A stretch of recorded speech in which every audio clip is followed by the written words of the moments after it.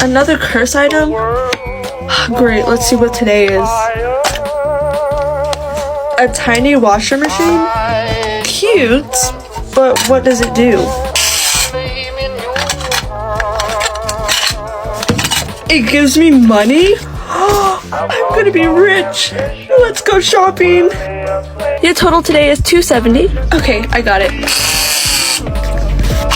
Here's $500. Keep the change. Okay. Besties, put y'all's most expensive clothes on. We're going to the best restaurant in town. Gordon Ramsay's? Yes, I'm paying. This is nice. Here's your ticket, no rush. How much is it? $1,700. Okay, I got it right here. Bestie, that's a penny. Hold on. Never trust a cursed item.